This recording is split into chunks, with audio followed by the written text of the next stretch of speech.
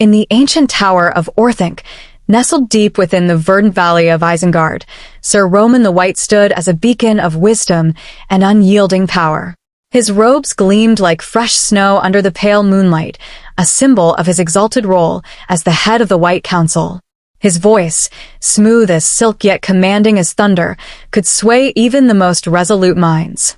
To the free peoples of Middle-earth, Sir Roman was a guardian, a sage whose knowledge of ancient lore and arcane magic rivaled that of the immortal elves. He was revered as a pillar of light in a world teetering on the edge of darkness, a wizard chosen by the Vala themselves to guide and protect. But beneath his pristine exterior, a subtle shadow stirred, a whisper of ambition that would slowly unravel the very fabric of his noble soul. Sir Roman's days were spent in tireless pursuit of knowledge, poring over ancient tomes in the vast libraries of Orthanc. His piercing eyes, sharp as eagle's talons, scanned scrolls older than the jagged mountains that encircled the valley. He sought mastery over all things, believing that true knowledge was the key to imposing order on the chaotic world. In his mind, the wild lands of Middle-earth needed taming, and he alone possessed the intellect to achieve it.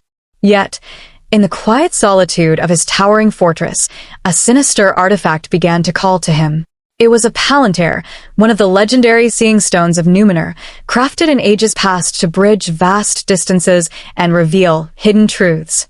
Its glassy surface, smooth and unblemished, promised visions of distant lands, forgotten secrets, and the movements of both allies and foes.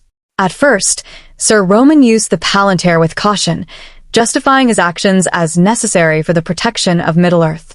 He spied on the councils of elves in Rivendell, watched the nomadic wanderings of Gandalf the Grey, and monitored the growing shadows in the east where Mordor stirred. "Knowledge is our greatest weapon," he would murmur to himself, his long fingers tracing the stone's cool surface. But the palantir was treacherous, its visions not merely reflections, but twisted by a malevolent will far greater than his own, a will that belonged to Sauron, the Dark Lord, whose essence lingered in the void, seeking to corrupt and dominate.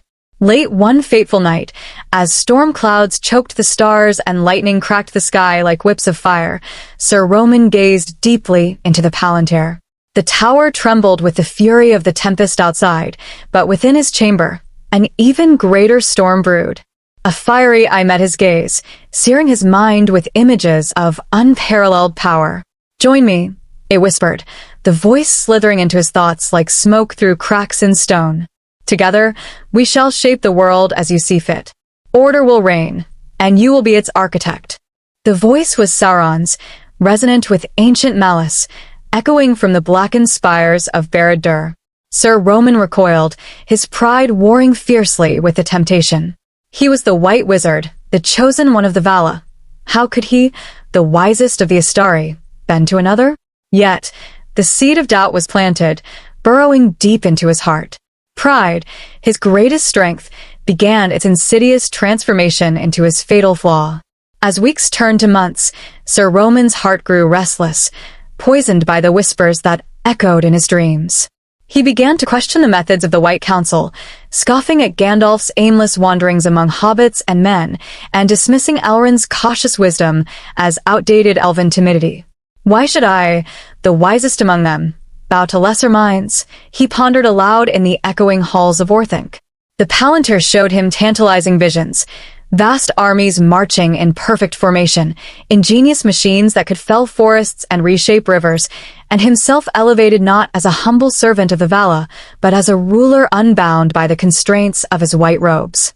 He envisioned a new era where he would be Sir Roman of many colors, a mage transcending the purity of white, embracing the spectrum of power in all its hues. The horror of his transformation began not with a dramatic act of betrayal, but with a creeping doubt that festered in the dark corners of his mind. Sir Roman's tower, once a sanctuary of learning, became a fortress of secrets. He dismissed his loyal aides, scholars and servants who had served him for decades, replacing them with brutish orcs smuggled from the misty mountains and men of dubious loyalty, bought with promises of wealth and power. The once lush valley of Isengard, a paradise of ancient trees and crystal-clear streams, was scarred by deep pits and roaring forges. Towering oaks, older than the race of men, were felled without mercy to fuel his growing ambitions. The air grew thick with acrid smoke, and the ground trembled with the ceaseless hammering of iron. His robes, once a flawless white, now shimmered with iridescent hues, blues like stormy seas, reds like fresh blood, and golds like molten fire, that danced like oil on troubled waters.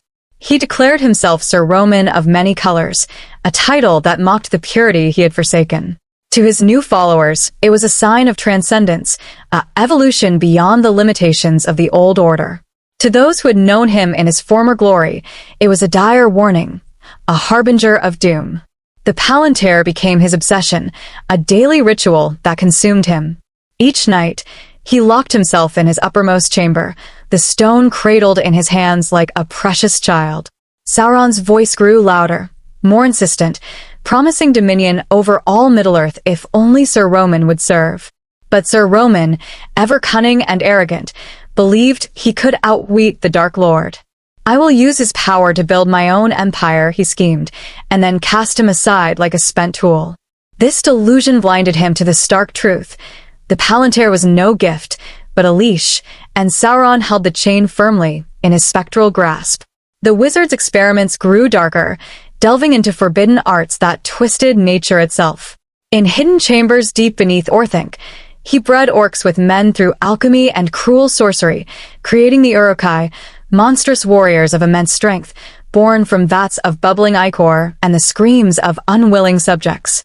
The echoes of their agony reverberated through the tower's stone walls, a chilling symphony that drowned out the last remnants of Sir Roman's fading conscience. He justified it all as progress, a necessary sacrifice for the greater order he envisioned. But in the dead of night, when the forges dimmed and silence fell, he saw their twisted faces in his nightmares, their accusing eyes burning brighter than Sauron's fiery gaze.